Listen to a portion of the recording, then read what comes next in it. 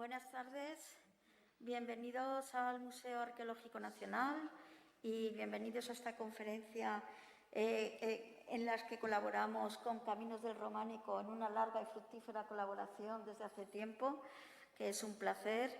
Disculpen en primer lugar las molestias que ha habido porque hemos tenido una serie de problemas técnicos y luego por la cuestión de los aforos limitados, pues discúlpennos. En primer lugar, agradecerles su asistencia y presentarles al profesor Carlos Reglero, profesor catedrático de la Universidad de Valladolid de Historia Medieval, dedicado en las dos últimas décadas al estudio del monacato y en especial de la Orden Benedictina y Cluniacense, y que ha publicado en los últimos años 3 obras. Cluny en España, los prioratos de la provincia y sus redes sociales, de 1073 hacia 1270. Amigos exigentes, servidores infieles, la crisis de la Orden de Cluny en España entre 1270 y 1579. Y el último, de reciente aparición, Monasterio y Monacato en la España medieval. Sin más, les dejo también con Rocío Bonet, de Caminos del Románico, y le cedo a ella ahora mismo la palabra para no robarle mucho tiempo al profesor Reglero. Muchas gracias. Buenas tardes, gracias a todos por su asistencia. Gracias, por supuesto, al Museo Arqueológico Nacional por continuar apoyando nuestro proyecto y el permitirnos el que podamos hacer actos como el presente. Y, por supuesto, también gracias a Beatriz, conservadora del museo en el Departamento de Medieval, por dedicarnos su tiempo y pues ayudarnos, como podrán haber visto ustedes, en todos los aspectos técnicos para llevar a cabo esta conferencia. Con la conferencia de hoy queríamos iniciar nuestro curso académico, es decir, la próxima semana iniciamos nuestros cursos monográficos y todos los años hacemos una conferencia de arranque. En esta ocasión, a diferencia de en otras conferencias previas, no hemos querido tomar un tema tangencial, un tema que no se aborde en nuestros cursos, sino que en concreto vamos a hablar sobre el monacato. Indudablemente, los monasterios cumplieron un papel fundamental, fueron un motor para no solamente la constitución del propio románico, sino también su extensión. El motivo por el cual hemos elegido, por tanto, esta conferencia es porque tenemos la oportunidad, en cierto modo, de presentar también el último trabajo de Carlos Reglero de la Fuente, el libro que lleva por título el mismo que la conferencia. Indudablemente, la conferencia, por tema de tiempos, será más corto su contenido, pero, por supuesto, sí que les recomiendo el tener este manual. Sin más, Carlos, muchísimas gracias también a ti, por supuesto, por tu tiempo y por estar hoy aquí, cuando quieras. Bueno, en primer lugar quiero agradecer a Rocío y a Caminos del Románico la posibilidad que me da de hablar de este tema y también al Museo Arqueológico Nacional el alojar esta conferencia, porque quizá no sea la sección más conocida, pero desde luego la sección de arte medieval que tiene unas piezas que son magníficas. Y bueno, quizá por estar ahí arriba todo el mundo ve la Dama de Elche, que evidentemente tiene eso, pero siempre merece la pena, una vez que se abra, consigamos llegar a la normalidad normal,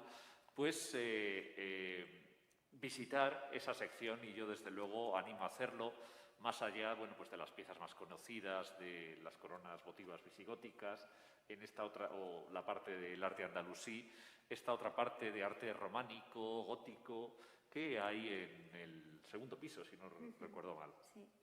Bien, y para no retrasar más por este pequeño retraso técnico, voy a presentar algunas ideas básicas, 4 ideas básicas sobre los monasterios y el monacato en la España medieval. Evidentemente, son muchísimas las cuestiones que se pueden tratar, que abordé en el libro, y el libro, de hecho, solo es un mínimo resumen de lo mucho que se ha escrito al respecto. Pero, al menos, sí que ofrecer una idea general de lo que es la evolución del monacato hispano en la Edad Media. Y, como digo, me voy a centrar en 4 ideas. La primera de ellas es que el monacato es sobre todo una forma de vida. Una forma de vida que, bueno, como se apuntó en la España visigótica, es vivir bajo una regla, bajo una serie de normas y bajo una serie de costumbres que, por una parte, se mantienen y, por otra, evolucionan a lo largo del tiempo. Hay una experiencia en los primeros siglos, fundamentalmente en el siglo IV, V, una experiencia en Oriente, en donde se considera que surge el monacato, normalmente se asocia a Egipto, a la figura de San Antonio Abad, aunque bueno, hoy esa idea está bastante matizada, pero en cualquier caso, esa serie de experiencias de vida ascética, persiguiendo un ideal cristiano de perfección, que se dan en Egipto, en Anatolia, en Siria, en Palestina, en toda esa zona oriental, y que van a llegar a Occidente. Y van a llegar a Occidente fundamentalmente a través de la escritura, a través de los escritos de quienes narran las vidas de estos monjes, no con un ánimo de historiar, sino con un ánimo de mostrar un ejemplo de vida, y quienes escriben con su experiencia sobre lo que han visto allí, de cómo se comportan los monjes, cómo solucionan los distintos problemas.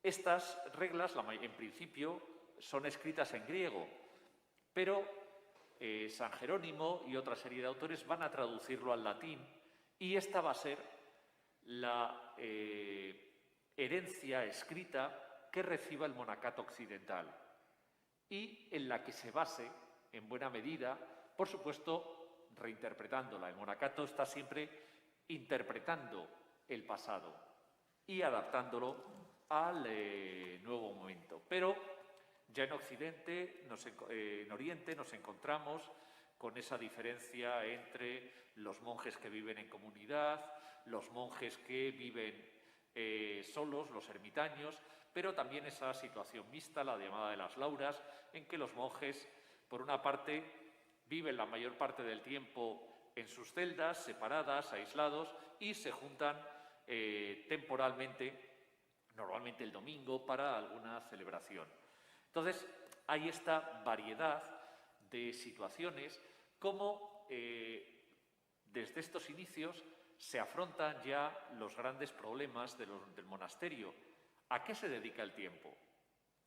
La oración, el trabajo, van a ser los dos elementos fundamentales, junto con no solo la lectura, sino sobre todo escuchar, ya sea la Biblia, ya sea escritos de naturaleza teológica o religiosa, y comentarlos por parte de quienes más instruidos están dentro del monasterio. Las tensiones sobre si hay un trabajo manual o no manual no son algo que estalle en el momento en que los cistercienses dicen que los cluniacenses han olvidado la regla. Es algo que existe desde el inicio del monacato, y bueno, ya por ejemplo, San Agustín escribe un libro defendiendo que el monje tiene que trabajar y no solo vivir de limosnas. Es decir, que son problemas muy antiguos. En cualquier caso, toda esta tradición, que son consejos, vidas ejemplares, reglas, sin que se puedan separar mucho unos escritos de otros, nos va a llegar a Occidente, y a ella pues se van a sumar nuevas aportaciones, desde Martín de Tours, del que también contaremos con una vida, hasta la regla de San Benito y otras que le seguirán y que irán marcando lo que es el monacato europeo. Pero, ¿qué sucede en España y cuáles son los orígenes del monacato? Las primeras menciones son de fines del siglo IV, en algo que más o menos, con 2 décadas, 3 décadas de diferencia, coincide con lo que sucede en la Galia, lo que sucede en Italia, lo que sucede en África. Es Es decir, que es el momento en que desde Oriente se extiende hacia Occidente este tipo de experiencias. Estas, tras un inicio un poco turbulento, en que en buena medida los obispos sospechan de los monjes por muchas cuestiones. Una de ellas, aparte de ellos, son acusados de priscilianistas. En otra ocasión, bueno, pues los presbíteros, que había relativamente pocos, resulta que se hacen monjes y abandonan sus funciones, y los obispos prefieren que tener presbíteros que oficien la misa a tener monjes.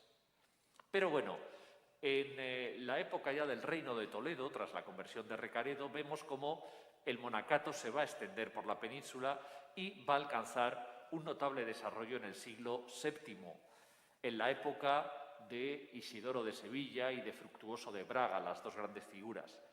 Dos grandes figuras a quienes que redactaron sendas reglas, dos reglas muy diferentes. Por una parte, la de Isidoro de Sevilla, al igual que el escrito que su hermano Leandro hace a su hermana Florentina, que no es realmente una regla, pero bueno, sí que habla de cómo ha de ser la vida en el monasterio, pues es sobre todo el escrito de un obispo que en su diócesis tiene numerosos monjes y cuyo problema fundamental es cómo regular la vida de estos monjes, evitar escándalos y también evitar que haya una excesiva carga sobre los fieles y una competencia por las limosnas. Entonces, lo que va a hacer es regular el mínimo, es decir, ¿qué es lo mínimo que ha de hacer un monje?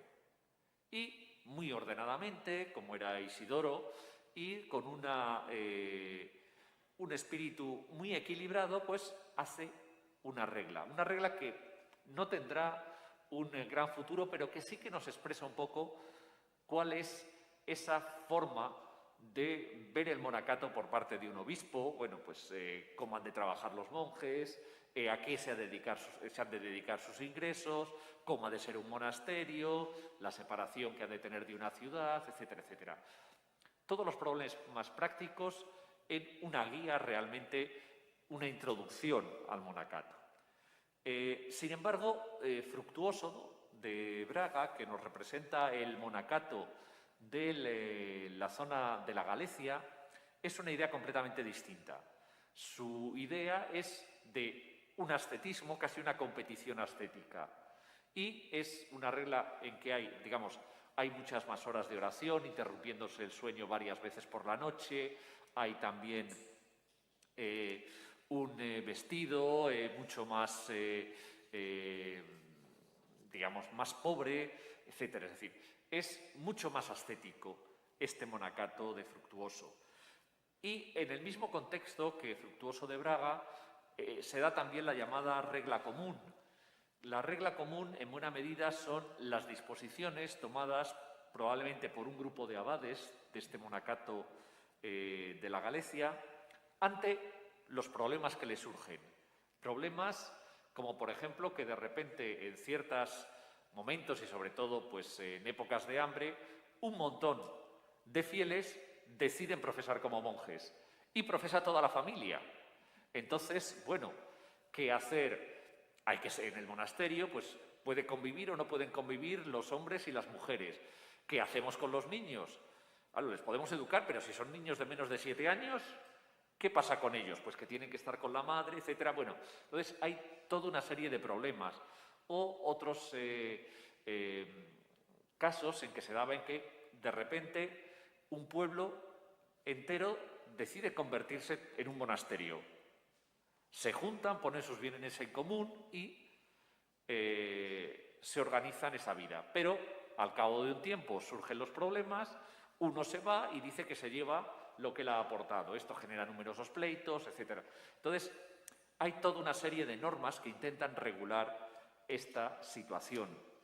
Aparece también en esta época lo que se llama el pacto monástico, que lo que consiste es, digamos que lo que se pide a los monjes en la España de esta época es que cuando profesen o cuando eligen un abad, tienen que firmar una especie de declaración en la que se comprometen a obedecer a este abad.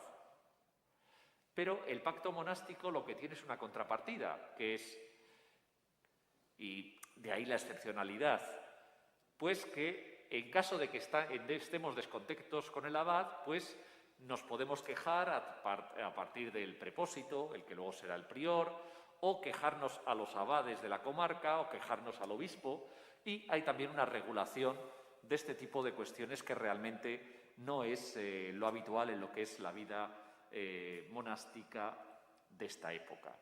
Pues bien, este monacato de la Galecia al que me he referido va a ser en buena medida el que está en el origen del monacato del reino asturleonés. Es decir, es un desarrollo de ese tipo de monacato, en el que, por una parte, vemos cómo pervive esa tradición pactual y lo que se llama la regla mixta. La regla mixta no es realmente una regla, sino lo que se trata es de un conjunto de reglas o un conjunto de extractos de reglas que son las que son seguidas en un monasterio. Es decir, que hoy estamos acostumbrados a que, bueno, pues es la regla de San Benito o es la regla de San Agustín, pero antes del año 1000 eso todavía no se ha difundido por la mayor parte de España. ¿Y qué es lo que se hace? No es que se viva así al margen de la regla, sino que la regla casi se elabora o bien por parte del abad, que tiene un código con distintas reglas y, según su buen juicio, elige una o elige otra, o bien incluso que se hace una especie de extracto de distintas reglas, que es la que sigue la comunidad. Y bueno, pues está un cacho de San Benito, otro de San Isidoro, otro de San Agustín, dependiendo de los problemas. Es decir, es otra opción dentro de lo mismo, dentro de esta misma idea. Sin embargo, ya desde el siglo IX y empezando por la zona de Cataluña, la regla de San Benito empieza a adquirir primero un gran prestigio y luego poco a poco a ir desplazando al resto. Esto, en primer lugar, en la zona catalana, en la zona del antiguo imperio carolingio, pues es impulsado por Benito de Aniano y la reforma que respaldan los propios emperadores carolingios, en especial Luis el Piadoso. Pero ni todos los monasterios catalanes siguieron la regla de San Benito tal como hoy se entiende, ni esta regla era desconocida en el resto de la península. A lo largo del siglo X y sobre todo desde mediados del siglo X vemos cómo primero en la zona de La Rioja y Castilla, luego en la zona de León, esta regla se va conociendo y si no se sigue al pie de la letra, entre otras cosas, bueno, pues hay que tener en cuenta que la regla benedictina lo que hace también es regular la liturgia y la liturgia hispana no es la liturgia franca, por ejemplo. Entonces, bueno, sí que hay diferencias con lo que es el monacato carolingio, fundamentalmente. Pero, en cualquier caso, se van tomando elementos de la misma y, sobre todo, como digo, adquiere prestigio. Es decir, la regla de San Benito es considerada como una regla especialmente adecuada para la vida monástica. Aunque todavía a lo largo del siglo X, del siglo XI, incluso inicios del siglo XII, perviven otras formas de monacato en la zona más occidental de España. Cuando en 1055 se celebra el Concilio de Collanza, una de las normativas nos dice que los obispos hagan que en su diócesis los monasterios sigan o bien la regla de San Benito o bien la regla de San Isidoro. La regla de San Isidoro probablemente también es una especie, digamos, comparable a la regla de San Agustín en lo que había sido el mundo carolingio de esta época. En todo este periodo, lo que vemos también es cómo el monacato es un monacato que está en lo doctrinal o en el terreno religioso sujeto a los obispos. No hay órdenes religiosas antes del siglo XII en la península. El obispo es el que se encarga de supervisar y de atender a todas las cuestiones referentes a los monasterios. Eso sí, en el plano económico escapan al control del obispo. ¿Y por quién están controlados? Puede ser por la propia comunidad, pero con frecuencia muchos monasterios son fundados por reyes, por condes, y van a ser ellos quienes dirijan la vida económica de estos monasterios, les controlen desde ese punto de vista. Otros incluso pues, son por pequeñas comunidades religiosas que van a ser quienes lo llevan a cabo, o por miembros de familias enriquecidas que fundan un monasterio familiar donde profesan pues, varios miembros de la familia. El caso del monasterio de Santa Cristina de León, por ejemplo, se conoce como se funda en la segunda mitad del siglo X y ahí profesa la viuda, sus hijas y luego pues también una nuera que se queda también viuda y otra, es decir, que son fundamentalmente las mujeres de la familia las que ingresan en ese monasterio, en otros casos son varones. Bien, el gran cambio se va a dar a partir de fines del siglo XI, cuando durante los fines del XI, todo el siglo XII, incluso, inicios del XIII,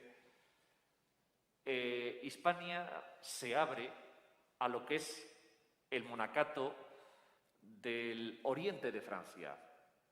Es la época del monacato de la Borgoña, sobre todo de Cluny, del Cister, pero hay que tener en cuenta que un poco más al norte está Premontré, origen de los premonstratenses, o hacia el sur nos podemos encontrar la Gran Cartuja e incluso hasta los propios dominicos, aunque el fundador sea Domingo de Guzmán o de Caleruega, que era el prior de la sede episcopal de Osma, pues la fundación, de hecho, de la orden tiene lugar en el sur de Francia. Lo que vemos con todos estos monasterios es cómo hay, en una primera fase, la de Cluny o la de San Víctor de Marsella, en el caso de Catalán, hay una donación de monasterios por parte de los reyes y la aristocracia de monasterios hispanos, de sus monasterios propios, se los donan a estas grandes abadías. Así acabará surgiendo, se implantan la forma de vida de Cluny, de San Víctor de Marsella, que no deja de ser similar en España. Pero esta forma de vida no se limita a los monasterios que son donados, que se convierten en prioratos de estos monasterios franceses, sino que se va a extender a otras abadías, pues desde Sagún a Arlanza o San Cugat del Vallès, que lo que hacen es asumir las costumbres.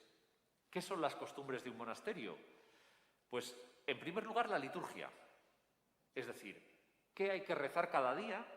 ¿A qué hora? Es decir, pues primero tenemos que rezar y rezamos este salmo, luego esta antífona, luego este otro salmo y leemos este trozo de la Biblia, etcétera, etcétera. Es decir, todo eso es una parte fundamental dentro de la vida de los monasterios en esta época. Junto con ello, pues está la propia forma de organizarse, basada en la regla de San Benito, pero con sus peculiaridades. Por ejemplo, uno de los oficios que va a surgir es el de limosnero, porque una de las funciones que tienen estos monasterios es precisamente la de dar limosna como una buena obra para interceder por el alma de sus benefactores. Entonces, surge este oficio específico. De hecho, la fama de los cluniacenses y de todo este monacato se debe en buena medida a lo que se llama la oración intercesora, es decir, a que la aristocracia, los reyes, les consideran como la vía más efectiva de lograr la salvación. A través de sus oraciones, a través de sus limosnas, pues compartirían los méritos con sus benefactores, salvándoles así de la condenación y de las penas purgatorias. Bueno, como sabemos, este monacato fue sustituido por el de los cistercienses, que, sustituido no, digamos, los monasterios benedictinos cluniacenses pervivieron durante toda la Edad Media. Lo que sucede es que desde el siglo XII, en el caso de España desde mediados del siglo XII, una época pues ya casi 40, 50 años después de la fundación del nuevo monasterio, como ellos se llamaban, empiezan a afiliarse monasterios y a fundarse monasterios siguiendo la norma cisterciense, que pretendía volver a la interpretación literal de la regla de San Benito, aunque pues también desde lo que es el inicio de que el monje viva de su trabajo a lo que es a inicios del siglo XII, es decir, cultivan ellos sus propias tierras, etcétera, a la situación de fines del XII, en que hay una división de la orden buena medida entre los caballeros que profesan como monjes de coro y sobre todo rezan y cultivan el huerto, y los campesinos que profesan como conversos y son los que realmente cultivan las granjas, pues hay una evolución considerable. En cualquier caso, vemos como por una parte algunos nobles acuden a Clairvaux o a Citeaux solicitando monjes para fundar monasterios en sus dominios, pero también vemos como hay grupos de monjes hispanos atraídos por una forma de vida ascética que acaban afiliándose y aceptando las costumbres del cister. Incluso una orden militar como Calatrava y las que le siguen también siguen esta forma de vida. Claro, de una forma muy peculiar. ¿Por qué? Porque los caballeros, por así decirlo, serían como los conversos, con una serie de oraciones limitadas a lo largo del día, pero su trabajo no consiste en cultivar la tierra, sino en ejercitarse en las armas y en combatir a los musulmanes. Paralelo a la penetración de los cistercienses es la de los premonstratenses, que en este caso siguen la regla de San Agustín, pero en España, si en Europa les vemos mucho más orientados hacia la predicación, en España son sobre todo monasterios rurales con una vida de clausura muy similar a la de los cistercienses. Si los cistercienses habían sido sobre todo difundidos por una de las grandes familias de la nobleza de la aristocracia leonesa, los Traba, los premonstratenses están sobre todo ligados a los condes de Urgel. De ahí que estén presentes tanto en Urgel como en Castilla, especialmente en la zona de la Ribera del Duero, donde están sus primeros monasterios. Los cartujos también van a entrar en la península, pero la verdad, solo en la zona catalana, y antes del siglo XIV hay una cartuja realmente activa y otra, un poquito más secundaria. En el XIII es cuando realmente notamos el cambio, la llegada de las órdenes mendicantes, al igual que en el conjunto de Europa. Los dominicos, como señalaba, el fundador es un castellano de la zona de Osma, pero realmente la orden donde nace es en Francia, en el sur de Francia, frente a la herejía cátara. O ello no va a impedir que se implante en la península. Las órdenes mendicantes son un poco el eje, en esta primera mitad del siglo XIII, del paso de la influencia francesa a la influencia italiana. San Francisco de Asís, fundador de los llamados hermanos menores, es ya un italiano, es decir, su zona, especialmente la zona de Asís, de donde procede. En este caso, su orden aunque la solemos equiparar siempre con los dominicos, pero bueno, eran órdenes en origen muy distintas. Los dominicos lo que buscaban era prepararse intelectualmente para combatir a los herejes y para atraerse a esta población, pues la forma de hacerlo era a través de la pobreza. Los franciscanos, en cambio, buscan la imitación de la vida de Cristo, que ven sobre todo reflejada en la pobreza. De ahí que es mucho más importante para ellos. Mientras que su vertiente predicadora es algo que van a ser los papas quienes les conduzcan hacia ellas, porque ven en ellos un instrumento de combate contra la herejía. En cualquier caso, esta influencia italiana va a continuar en la Baja Edad Media, en movimientos que suelen ser menos conocidos, pero no son menos importantes. Los jerónimos, una orden que solemos considerar como hispana, pero realmente la forma de vida de donde la toman es de Santa María del Sepulcro de Florencia. En Italia se desarrolla también otra rama de los jerónimos, aunque no llegaran a alcanzar la importancia y sobre todo la presencia política que van a tener en la España en los siglos XV y XVI. Incluso, bueno, pues los jerónimos, algunos consideran que su origen está en un grupo franciscano de miembros de la Tercera Orden de San Francisco que se desplazan a la península siguiendo una profecía. Y, bueno, tenemos ahí el monasterio de Santa María de Guadalupe para ilustrar a los jerónimos, junto a él San Benito de Valladolid.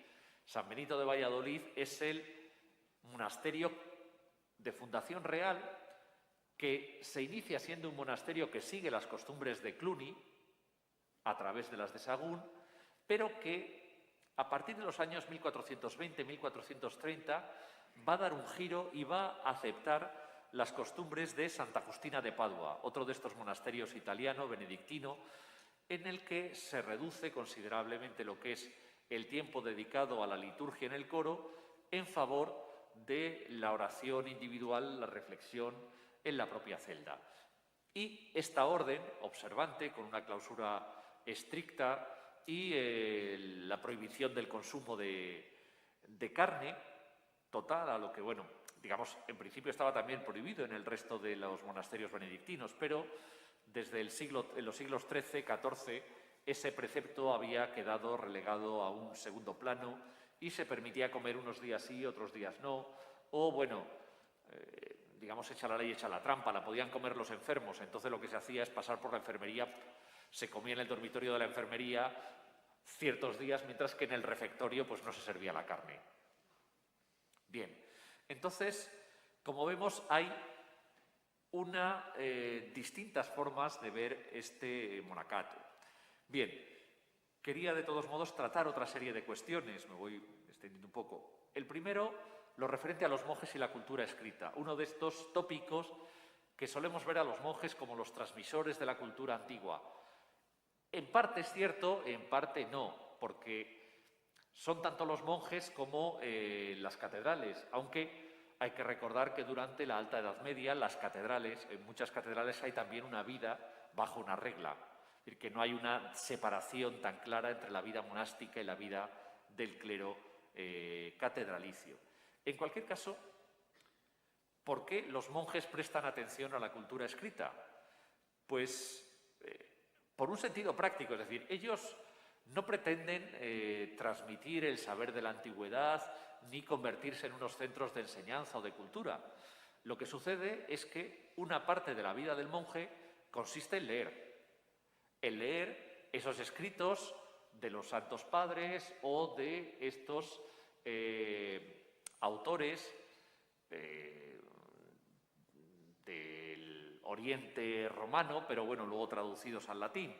Y claro, pues hay que aprender a leer y hay que aprender latín, porque poco a poco a lo largo de la Edad Media el latín deja de ser la lengua hablada. Por tanto, hay que estudiar lo que llaman la gramática, que a fin de cuentas es el latín, lo que nosotros llamamos estudiar latín.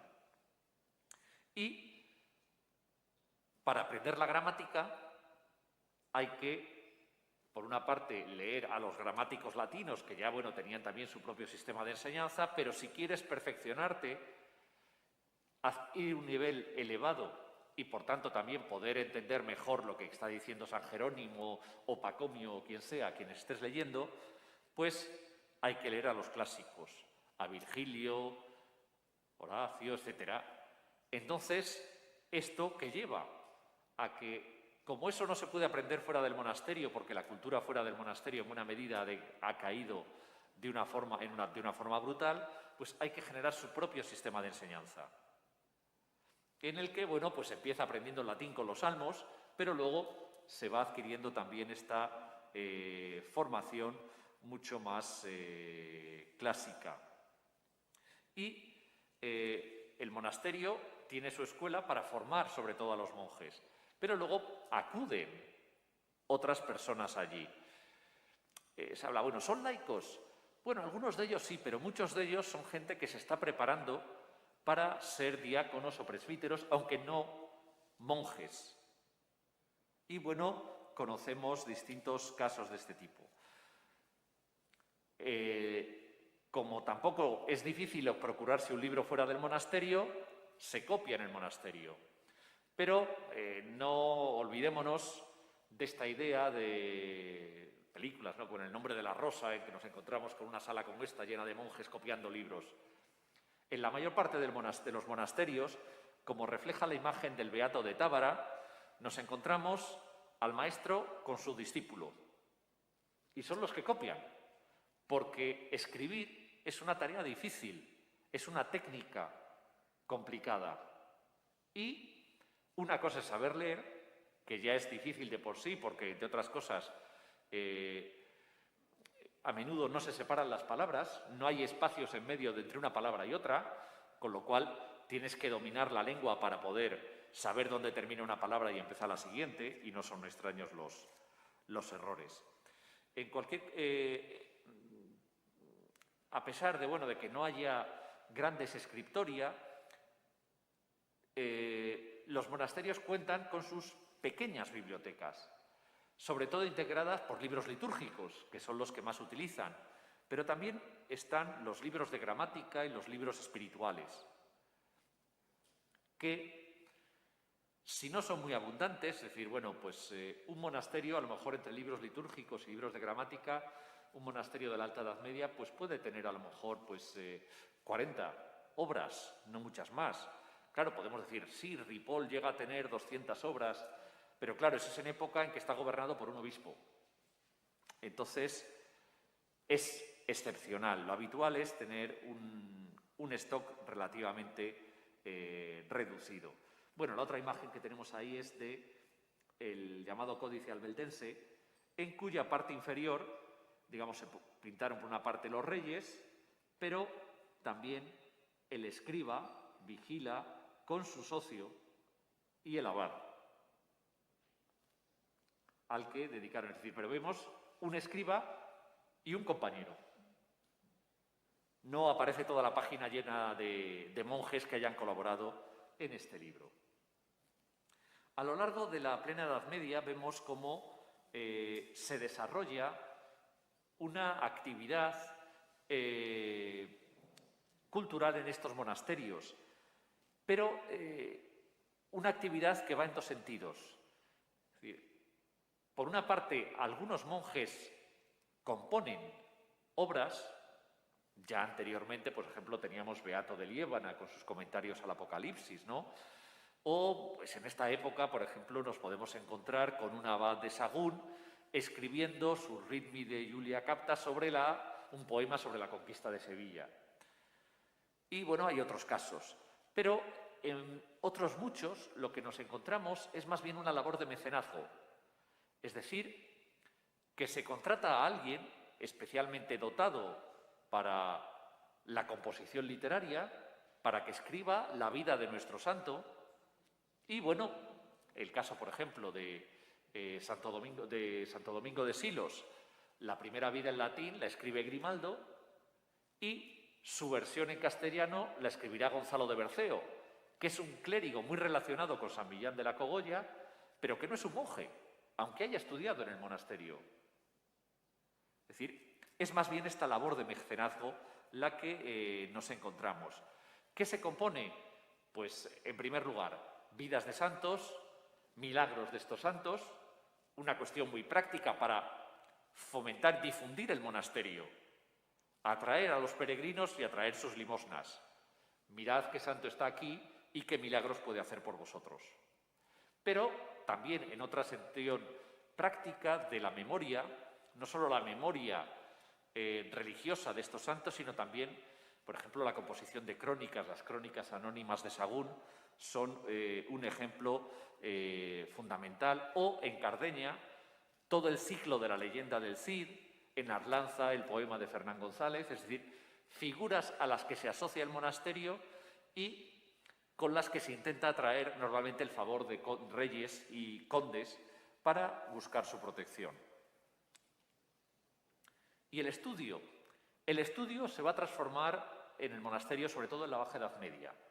Un cambio radical viene con las órdenes mendicantes, porque las órdenes mendicantes, al contrario que benedictinos tradicionales o los cistercienses, que incluso, como señala Bernardo de Claraval, huye un poco rechaza el estudio fuera del monasterio y las artes, digamos, el saber mucha teología, ¿no? Lo que hace falta es ser un buen cristiano, en su idea. Pues, en cambio, los mendicantes van a desarrollar esa faceta del estudio con vistas a la predicación. Y los papas van a considerarlos como un instrumento fundamental de la actuación de la Iglesia, hasta el punto que fomentan que otras órdenes, incluidos los cluniacenses, cistercienses, el conjunto de los benedictinos, también se dediquen a ello. En el siglo XIV, las bulas de reforma de Benedicto XII dicen o piden que los monjes vayan a la universidad, que manden monjes a la universidad para que aprendan teología, aprendan derecho canónico y sean capaces, por ejemplo, de defender al monasterio en los pleitos. Esto lo que va a acabar originando es, por una parte, en las órdenes mendicantes, una diferenciación entre los monjes graduados, entre los frailes graduados y el resto de los frailes. Y ello generará numerosas tensiones dentro de la orden por los privilegios que se conceden a estos graduados para que estudien descuidando otra serie de tareas. Y esto será uno de los motivos de la reforma de la Baja Edad Media. También entre los otras órdenes que envían monjes a la universidad, acaba surgiendo un rechazo a la vida de la universidad y nos encontramos que en el siglo XV, fines del XIV, XV, buena parte de los monjes y frailes que impulsan la reforma de estas órdenes son gente que ha estudiado, que ha tenido incluso una vida próxima al papado y que tal vez por ello y por este contacto con la vida y las disputas de la época, lo que va a hacer es decir, hay una cierta reacción antiintelectual. Dejemos el estudio, concentrémonos simplemente en la meditación sobre la Biblia, sobre los textos religiosos. No hace falta saber teología, no hace falta saber derecho. Movimientos como los jerónimos en sus primeros años, San Benito de Valladolid en sus primeros años, tienen un fuerte rechazo a esa actividad intelectual. En buena medida porque nos encontramos que dentro de estos movimientos de reforma hay numerosos laicos o antiguos laicos, es decir, que no son clérigos, que no están formados en latín y que, sobre todo, lo que defienden es una vida ascética radical. Luego esto, en el caso de los jerónimos, cambia a partir de los años de la segunda década del siglo XV, cuando los presbíteros se imponen dentro de la orden, y en el caso de los benedictinos, un poco después. Una tercera cuestión que quería tratar se refiere a la relación entre los monasterios y la sociedad. Y bueno, en este caso con una ilustración que sin duda resultará muy conocida, con esta estatua orante de Pedro I, que procede del monasterio de Santo Domingo el Real de Madrid y que bueno, se conserva un par de pisos más arriba, que es del siglo XV, es decir, de un siglo después de que muriese. ¿Por qué? Pedro I es derrotado por su hermano y bueno, se le entierra primero en una iglesia.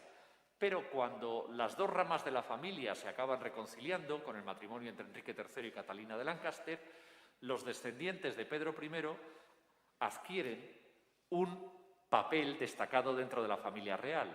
Y una de ellas va a ser una nieta de este monarca que es abadesa de este monasterio y que lo que hace es traerse a su abuelo como una forma de reivindicar su condición real y también su propia ascendencia. Y bueno, ella la verdad es que bueno, vive una vida un tanto peculiar, bastante tiempo, casi más tiempo fuera del monasterio que dentro del monasterio, siguiendo la tradición de las señoras de los monasterios, de la que más adelante hablaré. En cualquier caso, la fundación de un monasterio requiere, en general, la confluencia de dos grupos. Por una parte, siempre decimos que lo funda el rey, lo funda tal aristócrata o lo funda una orden, es decir, alguien que económicamente dote el monasterio. Pero hace falta también un segundo componente, que es la comunidad que nutre ese monasterio. En algunos casos esta comunidad va a ser importada de otro monasterio, pero a menudo también vamos a encontrar cómo esta comunidad procede de grupos que en principio han empezado siendo laicos. En el caso, por ejemplo, de los conventos andaluces, he estudiado mucho cómo muchos de ellos proceden de beaterios, que son reconvertidos en conventos a fines de la Edad Media.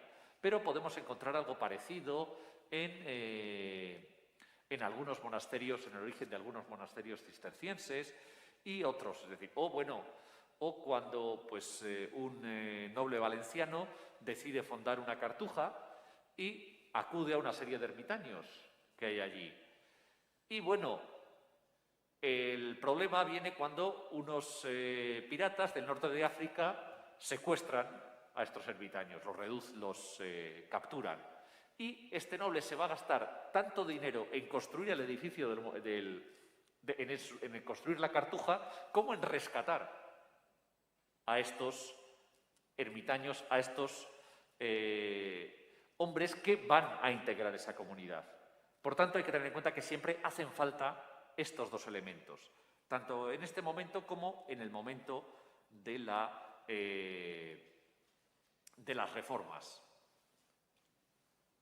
¿Y por qué se funda un monasterio?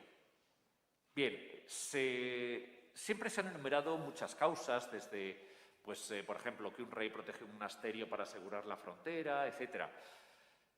O el deseo de salvaguardar el patrimonio de la familia, pero en el fondo la causa fundamental es que el fundador considera que esa es la forma de salvarse, de lograr su salvación eterna.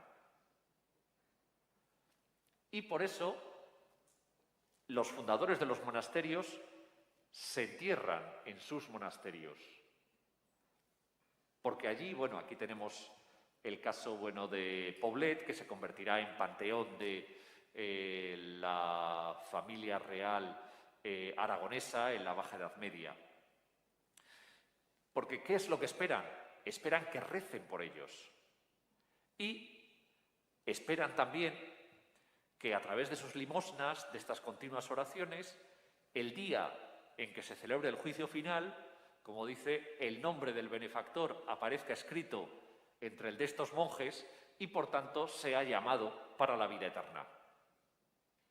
Este es un elemento fundamental sin el que es imposible concebirlo. Tenemos aquí este panteón real. Lo que hay que señalar es que es raro que se creen panteones en esta época. En general, los reyes, también los condes, suelen cada uno fundar su propio monasterio. Y cuando nos aparece, por ejemplo, Enrique en las Huelgas de Burgos, es fundado por Alfonso VIII. Se entierra allí con su mujer y también se va a enterrar su hijo. Pero su hijo se entierra porque muere a los 14 años, sin que haya tenido la posibilidad de crear otro monasterio. Hay muchas sepulturas de la familia real, pero no son reyes en las Huelgas, sino es toda una serie de infantes que se reagrupan en torno a sus antepasados. Y en los grandes personajes de la nobleza nos encontramos un comportamiento similar. Aunque uno de ellos diga, este ha de ser el panteón donde tenéis que enterraros, si el siguiente ha tenido éxito y se ha enriquecido, fundará otro monasterio y se enterrará allí. Es decir, casi es como asegurar que yo soy el fundador y van a rezar más por mí que por otros. La oración intercesora está también ligada a otro elemento, que son los llamados necrologios, es decir, libros en los que se escribe los difuntos por los que hay que rezar cada día. Y fundamentalmente son los miembros de la propia comunidad, los monjes, los frailes, pero también los benefactores, que, como digo, se integran, a veces confundiéndose, pero normalmente en partes separadas. Pero, en cualquier caso, es la memoria para saber por quién hay que rezar cada día. Un tema que se desarrolló mucho en los años 70 y 80 fue el estudio de los dominios monásticos. Los monasterios medievales, a partir del siglo XI, fueron grandes señores, propietarios de numerosas tierras y también de derechos señoriales, de iglesias, de los diezmos que se pagaban a estas iglesias.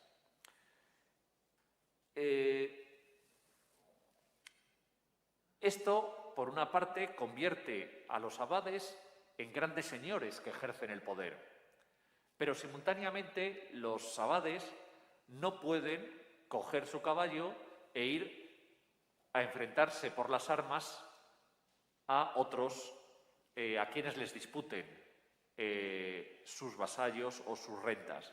Y de ahí la necesidad que tienen continuamente de atraerse amigos entre la nobleza que les protejan.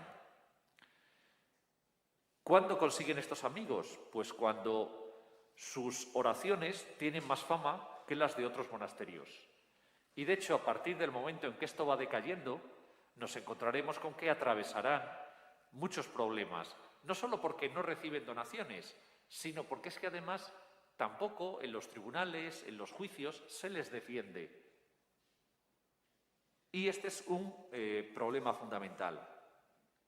En la Baja Edad Media, sobre todo en el siglo XV, nos vamos a encontrar cómo la reforma de los grandes monasterios va unida a la clausura, a una clausura estricta. Y esto lo que supone es el abandono de los grandes señoríos y del ejercicio del poder jurisdiccional. Algo que es fomentado por la nobleza, porque la nobleza lo que quiere hacerse es con estos señoríos. No solo quiere, sino que en el caso de Castilla, la mayor parte de los señoríos y de los grandes dominios de los nobles acaban pasando de una forma directa o indirecta a esta nobleza. Bueno, esto tuvo su parte buena, porque, por ejemplo, lo que va a hacer es que esta nobleza en el siglo XVI, en el momento de la Reforma, al contrario que la nobleza inglesa, la nobleza alemana, no esté interesada en extinguir los monasterios, porque a fin de cuentas ya ha conseguido en los 2 siglos anteriores lo que quería de ellos, el poder que tenían sobre los hombres. Una vez que les ha apartado del campo, son simplemente grandes propietarios, nada más. ¿Quiénes profesan en el monasterio? Bueno, esta imagen nos muestra a la mujer de Fernando III ofreciendo a una de sus hijas, la infanta Berenguela, a las huelgas. Bueno, esto es una larga tradición de los oblatos que en el siglo XIII, de hecho, ya no son admitidos como tales. Es decir, hasta ese momento, cuando un niño era ofrecido a un monasterio, se convertía en monje, para siempre. Desde el desarrollo del derecho romano, del derecho canónico, lo que hará es decir que no se puede convertir en monje hasta que, siendo mayor de edad, lo acepte. Pero esto no evitará que muchos niños sigan siendo formados en los monasterios y que sean los que al final se conviertan en monjes. De todos modos, tenemos muchas noticias, tenemos noticias sobre miembros de la aristocracia, de la realeza, sobre todo mujeres, que profesan en un monasterio. Hombres menos y, sobre todo, a partir del siglo XII es ya muy raro que se den hay algunos casos, sobre todo en órdenes mendicantes. Pero las filas de los monjes también se nutren de la población campesina. Y no solo entre los conversos, sino entre el conjunto de monjes. Lo que pasa es que es un aspecto todavía pendiente de estudiar y sobre el que apenas tenemos noticias para épocas anteriores al siglo XV, aunque esa vida de Santo Domingo de Silos, a la que me refería antes de Grimaldo, empieza contando cómo en su niñez había sido pastor. Es decir, que no es un miembro de la nobleza, sino un campesino, incluso un campesino humilde.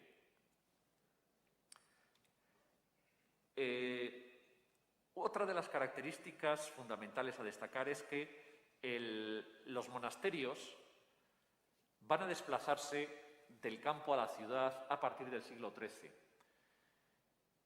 No en el sentido, aunque sí que hay casos en que se trasladen, sino sobre todo porque los monasterios del mundo rural convalecen con escasos recursos económicos, mientras que los de la ciudad, en el siglo XIV y sobre todo en el siglo XV, se van a enriquecer y van a ser los que marquen la pauta. Hablábamos de San Benito de Valladolid, pero acordémonos también de la Cartuja de Miraflores, por ejemplo, o de otros muchos. O de Santa Clara de Palencia, que procedía del lugar de Reynoso y ha sido trasladado. Incluso los mendicantes que en un primer momento se habían instalado en los arrabales más humildes de la ciudad, se van a trasladar o al interior de la misma o al menos junto a las murallas. Poco después muchos de ellos incluso van a ser incluidos dentro de este espacio. El último aspecto que quería abordar es la originalidad del monacato femenino. El monacato femenino no es simplemente el monacato masculino con mujeres, porque a veces tenemos esa idea, es decir, pues hay benedictinos y hay benedictinas, hay cistercienses varones y cistercienses mujeres, franciscanos y clarisas, dominicos y dominicas. Bien, hasta cierto punto esto es cierto, pero es cierto sobre todo desde el punto de vista de la espiritualidad que anima estas órdenes. Pero al margen de ello hay una diferencia entre ambos monacatos. ¿Por qué? Bueno, pues porque las mujeres no pueden oficiar la liturgia y la liturgia es una parte fundamental dentro de la vida de los monjes y de las monjas. Entonces, las monjas tienen que estar siempre en contacto con hombres que oficien esa liturgia. Cuando se insiste en que las mujeres, además, a partir de Bonifacio VIII y una bula que dicta al respecto en la clausura estricta, pues claro, si tienen una clausura estricta no pueden administrar sus propiedades, con lo cual esta tarea también suele recaer en los hombres. No es un problema nuevo, es decir, cuando ya en el siglo VII Fructuoso de Braga hizo una predicación por la Bética, nos dice cómo acudían a él pues numerosos hombres con los que fundó un monasterio, pero también mujeres. A veces las mujeres de estos mismos monjes que profesaban. Y también tiene que crear otro monasterio para ellas. Más adelante pues nos vamos a encontrar con el problema de cómo atender a estas monjas. ¿Qué es mejor? ¿Un clérigo secular o un monje? Y lo que acaban diciendo es que, bueno, más vale un monje experimentado que un clérigo que no deja de ser sospechoso en cuanto a sus pretensiones. Pero, claro, esto genera el contacto entre unos y otros y está en, bueno, ¿dónde puede estar el clérigo, el monje presbítero? ¿Dónde están las monjas? El contacto entre unos y otros es siempre un problema. Un texto andalusí, refiriéndose a un monasterio cordobés del siglo XI, el monasterio de Tábanos, que lo ensalza, pero vemos que es también un monasterio que hay hombres y mujeres, pero dice, no, pero había un muro enorme que separaba la zona de unos y de otros. Otras soluciones van a ser pues, que estén cerca, a lo mejor en el mismo lugar, pero uno a un lado de un pueblo y otro al otro lado, o incluso a veces pues, que compartan unos espacios sí y otros espacios no. Y esto siempre creando problemas.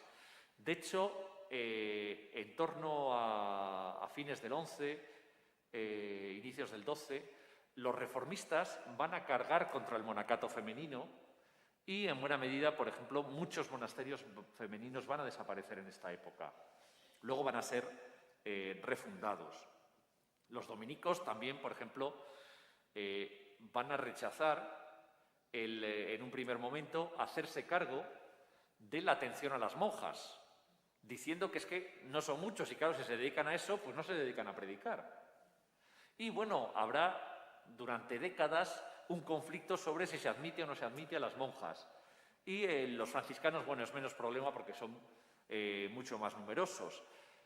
Pero el problema también viene desde el otro lado, porque las monjas, para mantener su independencia, y el caso de las huelgas de Burgos puede ser prototípico, pero otras muchas más es igual, prefieren capellanes, porque a los capellanes están bajo el control de la abadesa, mientras que si es un monje cisterciense, que está bajo el control de otro abad cisterciense, la abadesa queda subordinada al mismo. Entonces hay un cierto deseo de independencia en este caso. Y hablábamos de las huelgas de Burgos.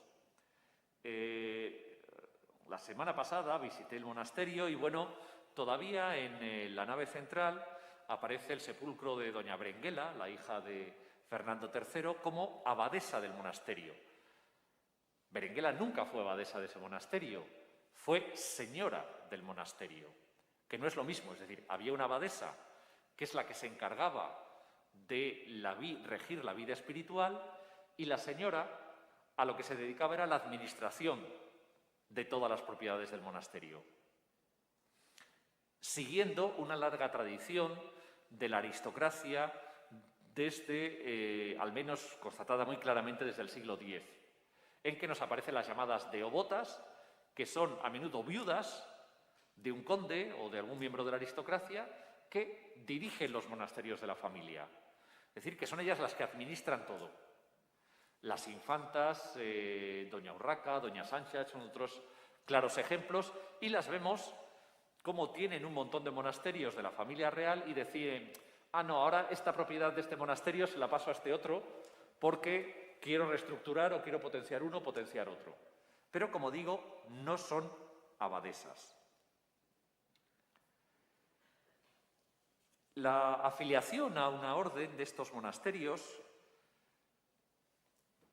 como digo, sobre todo lo que refleja es una aspiración espiritual. ¿Qué modelo espiritual seguimos?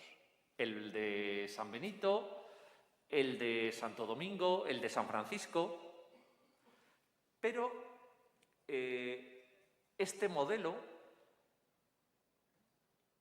es a menudo difundido por el Papa y los obispos, que intentan que las numerosas comunidades femeninas un tanto irregulares porque no están sujetas a ninguna regla, que surgen en el siglo XIII o luego en el siglo XV, se organicen con el fin no solo de evitar pues, el escándalo que pueda producirse por un mal comportamiento, sino sobre todo que, pasada la primera generación de la fundadora, que en buena medida es una figura más carismática, que las dirige, pues acaben decayendo y desapareciendo.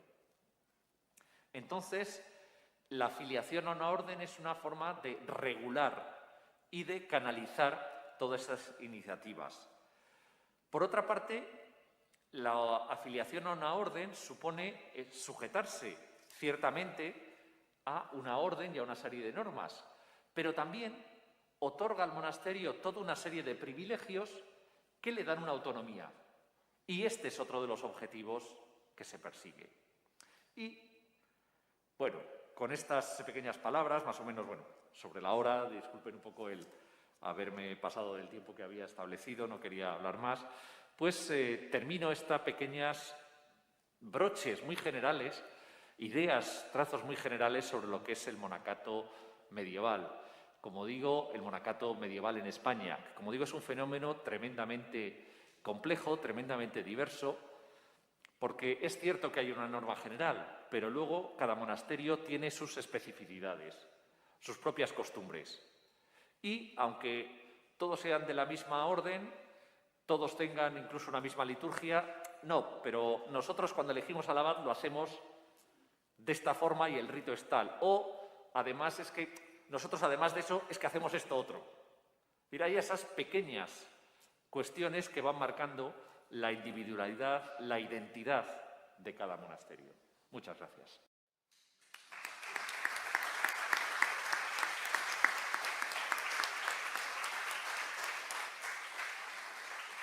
Bueno, pues muchísimas gracias, Carlos, por este excelente recorrido por la idea del monacato. Sin duda alguna, tu capacidad de sintetizar es magnífica. Pero bueno, sí que aunque nos hayamos pasado unos minutos de la hora, no sé si en la sala hay alguna pregunta que nos podría responder Carlos. ¿Estamos por allí? ¿Es posible que no haya micro por el tema del COVID? Si pudiera usted elevar la voz.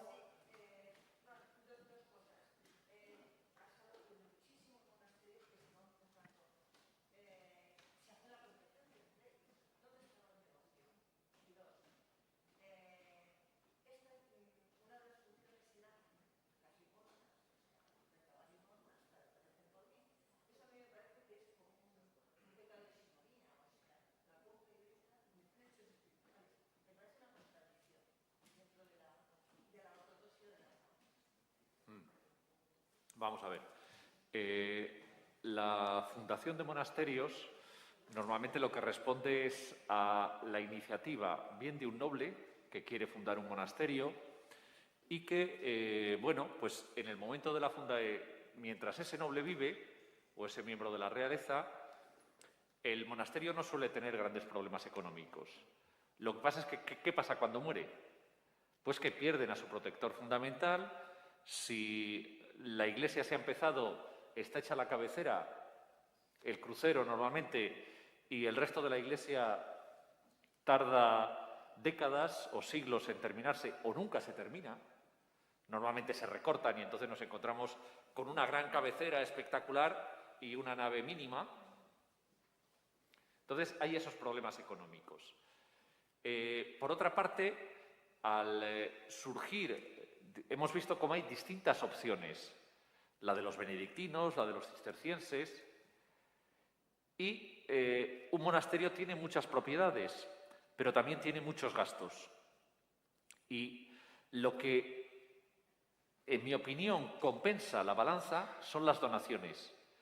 No solo donaciones de tierras, sino donaciones de dinero. Esto es lo que permite que el presupuesto no se desequilibre.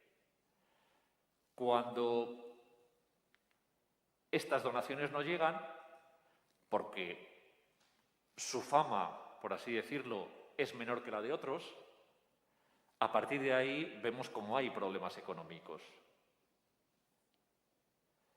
De ahí esa competencia.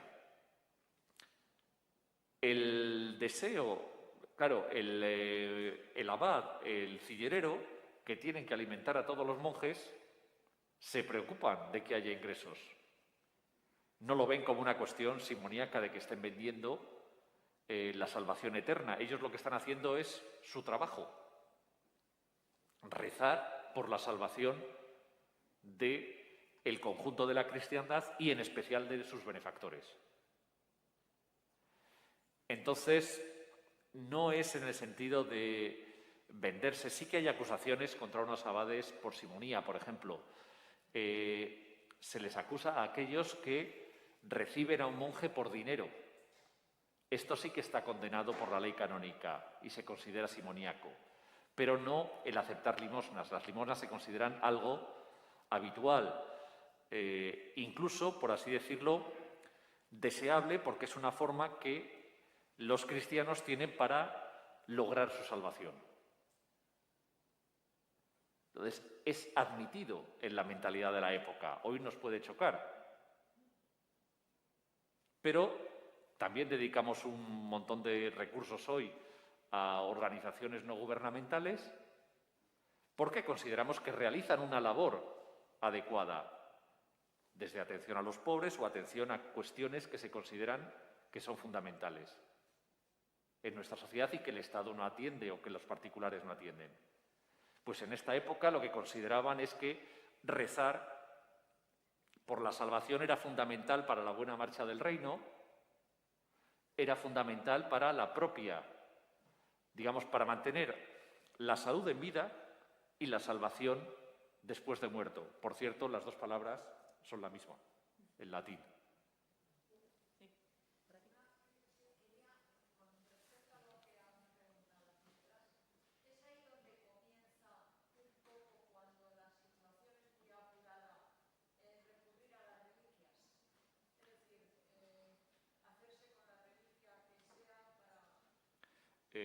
Bueno, los monasterios han estado siempre ligados a las reliquias.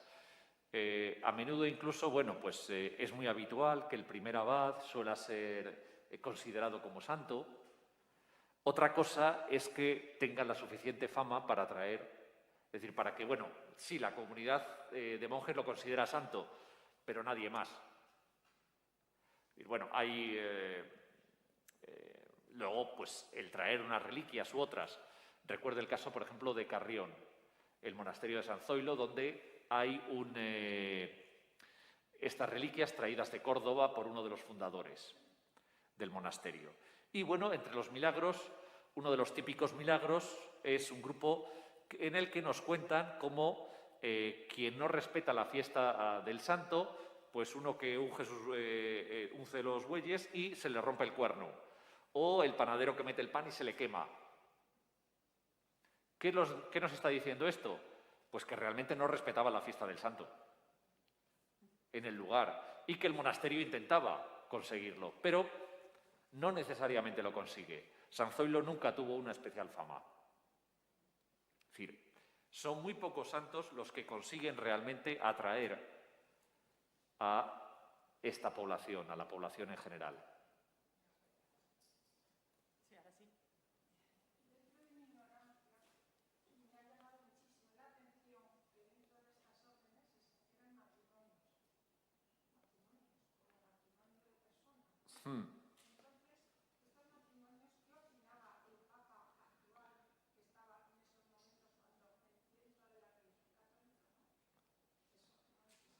Vamos a ver, lo que sucede es que cuando profesa un matrimonio, lo que se produce es su separación. Es decir, es una de las causas de separación matrimonial en el derecho canónico clásico, especialmente la profesión monástica. Y lo que nos encontramos es precisamente cómo se gestiona esto. Es decir, profesan en un monasterio, pero uno de ellos irá a la sección masculina y otro a la sección femenina del monasterio. Hay un caso, bueno, pues como unos nobles leoneses de en torno al año 1100 profesan en el monasterio de Sagún. Él, como monje, va a ir a Sagún. Ella, como monja, irá a San Pedro de las Dueñas. Por cierto, bueno, del que también hay un resto en este museo. Y esto lo conocemos porque él murió como monje, pero ella, al cabo de unos años, decidió salirse. Decidió salirse y lo que había donado al monasterio se lo llevó, se quedó con ello. Y esto generó un problema con el monasterio, en este caso, por este problema. Es decir, que cuando profesa un matrimonio no continúan como tal, sino que se separan. Y bueno, en este caso hay que tener en cuenta que incluso Sagún, San Pedro de las Dueñas están muy próximos, pero en dos lugares diferentes. No sé, hay 5 o 10 kilómetros de separación. Claro, desaparece. Bueno, hay, por ejemplo, hay muchas, en la regla común, hay muchas recomendaciones sobre que quienes han, los matrimonios que profesan, cómo no han de volver a estar juntos solos, sino siempre que hay que tener una compañía si coinciden. Es decir, que a partir del momento de la profesión, el matrimonio como tal desaparece. Y sobre todo se interrumpe la convivencia entre ellos. Incluso, bueno, que si uno enferma, no es la cuestión de que el otro vaya a atenderlo, etcétera, etcétera. O la hija al padre, es decir, hay toda una limitación muy estricta del contacto entre hombres y mujeres. Lo que también nos dice que en la práctica se daba y que eso generaba problemas.